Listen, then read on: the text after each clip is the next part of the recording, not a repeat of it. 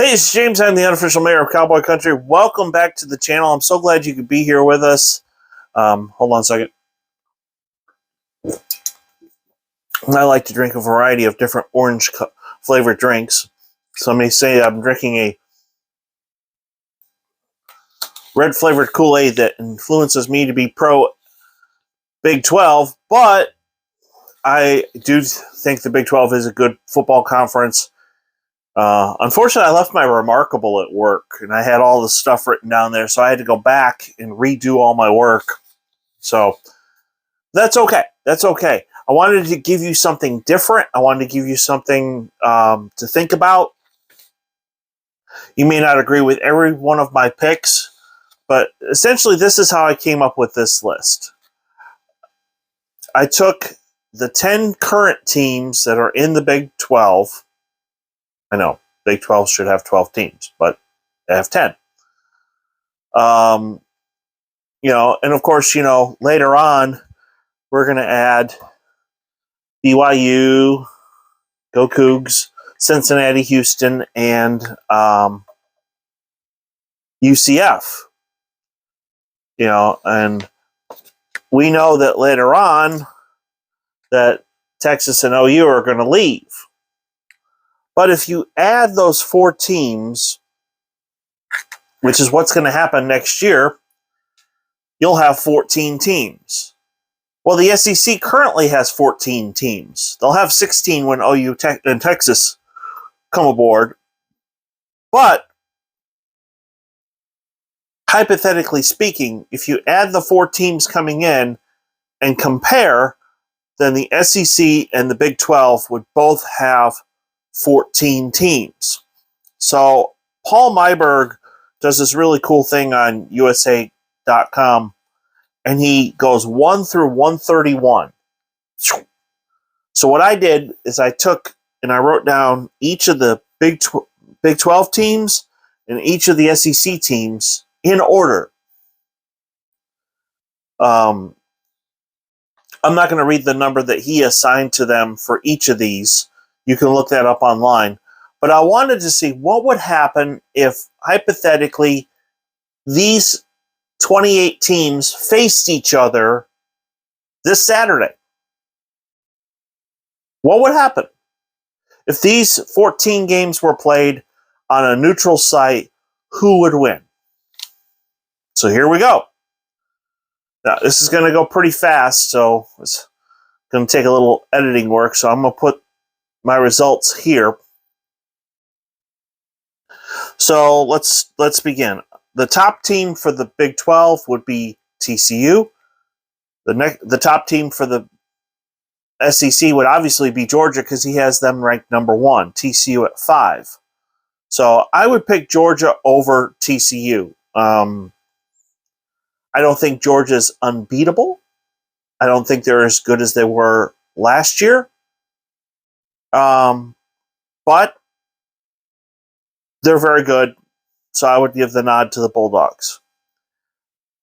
It would put Oklahoma, the second team from both conferences, would be Oklahoma State versus Tennessee. Now, I know Tennessee just beat Alabama, and that was in Knoxville. But if this was at a neutral site, I would pick the Cowboys. They just have... It's hard to replace the experience that Spencer Sanders has at quarterback. I know that Tennessee has this really young, amazing quarterback, but he's young. And I think in a high-pressure situation, he'll make mistakes. The third team for both conferences would be Cincinnati versus Alabama. We actually saw this in the playoff a couple years ago. I would pick the Crimson Tide. This Nick Saban's team looks really good. Bryce Young won the Heisman last year. So I would anticipate they would win. The fourth team on each list, let me turn this off, would be Kansas State versus Ole Miss. Now, Lane Kiffin has done a tremendous job there at Ole Miss, but Kansas State can run the football. And I think that would give them the edge. And, of course, Will Howard has improved greatly over the last couple years. So if Martinez is out, I actually think it would be better for them because they've shown that they can throw the ball deep with Will Howard in the game. So I pick Kansas State. Texas versus LSU. In a couple of years, this is going to be a conference game. And so, yeah, I gave Texas a hard time because they lost to Oklahoma State, but quite frankly, they put up a pretty good fight. They got Bijan Robinson at quarterback. So if in this scenario, I'm picking the Longhorns over LSU. I do think Bijan Robinson is a NFL running back, and I don't think he'll be around next year. I think he's going straight to the NFL. So we got 1, 2, 3, 4, 5. The sixth team on each roster would have UCF versus Kentucky. Here I'm picking Kentucky because Mark Stoops is doing a great job there. I'm pleasantly surprised at how well he's turned that program around. And quite frankly, if things melt down in Norman at OU, they may not go after They may not go after Josh Heupel at Tennessee. OU may try to get Mark Stoops to come be their coach. Who knows? They were pretty successful when they had Bob Stoops as their coach. I know that. All right, so that was 1, 2, 3, 4, 5, 6. Number 7 would be Texas Tech versus Arkansas. Now, understand, I think Paul Myberg is, basing his ranking on this list based upon the entire year, which I don't think is an accurate thing to do. When Morton took over at quarterback the week they played Oklahoma State, yeah, they lost that game, but Morton looked really good, and he has been consistently good ever since he became the starter. So that's why I would pick the Red Raiders over Arkansas. And I'm not, no disrespect to Patrick Mahomes here, but Morton has the potential to be even a better quarterback than him. We put Baylor versus South Carolina. So 1, 2, 3, 4, 5, 6, 7. This would be our 8th team on both lists. I'm picking Baylor. I know that South Carolina has improved and they've got one of OU's former quarterbacks, Spencer Rattler. I'm glad he's doing well. I'm glad he's found a place for him to play football and do well. But Baylor can run the football effectively, and I think if I was Dave Aranda, I would run the football and try to keep Spencer Rattler on the sideline. OU versus Mississippi State. This would be an interesting matchup just because Mike Leach is at Mississippi State. So you've got, this would feel more like a Big 12 game. But now that Dylan Gabriel is back for OU and he's healthy, OU is dangerous. And so I would pick the Sooners on that one. The next one would be KU versus Florida. This may sound crazy, but I would pick KU in this one. As long as the starter is playing.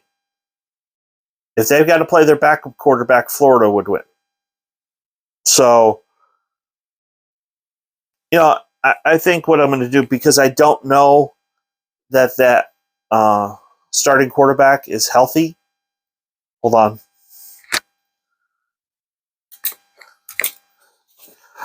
I think I'm actually going to change that.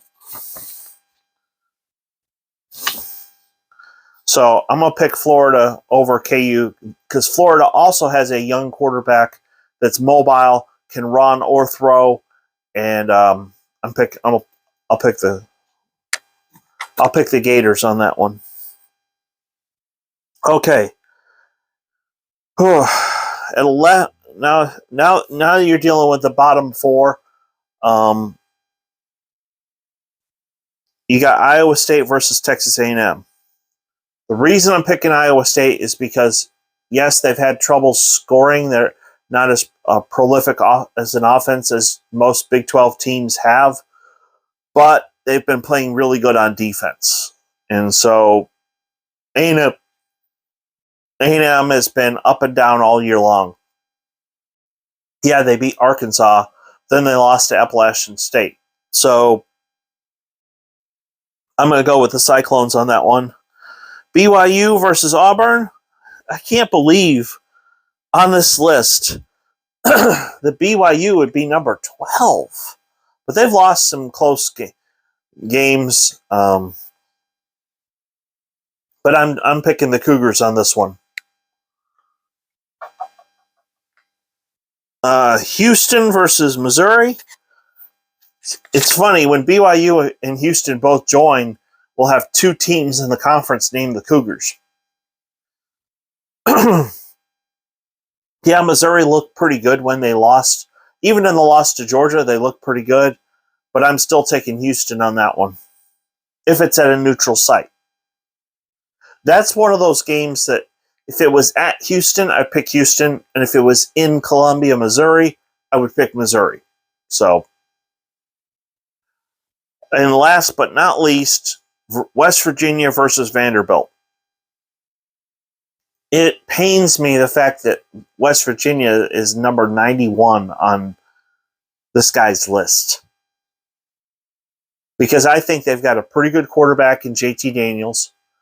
I do think they have a very small chance of getting to a bowl game. But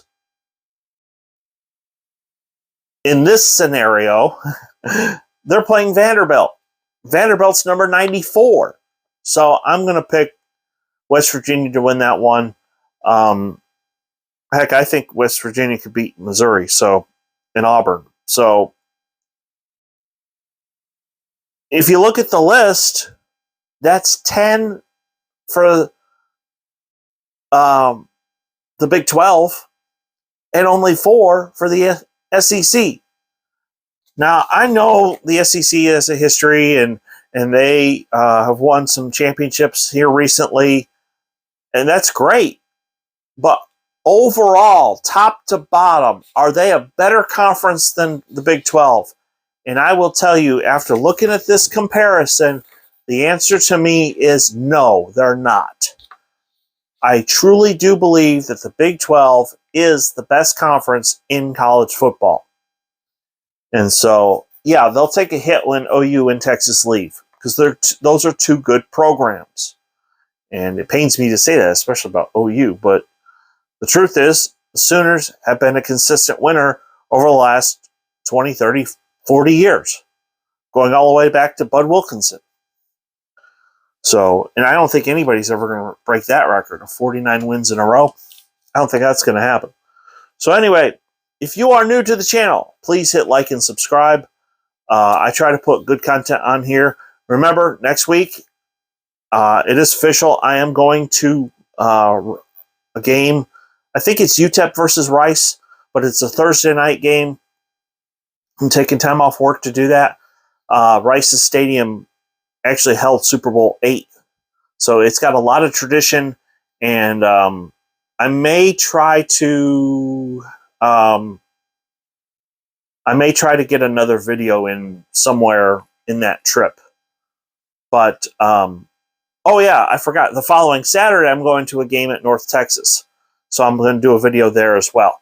So I want to thank you from the bottom of my heart for watching, and I hope you have a great weekend.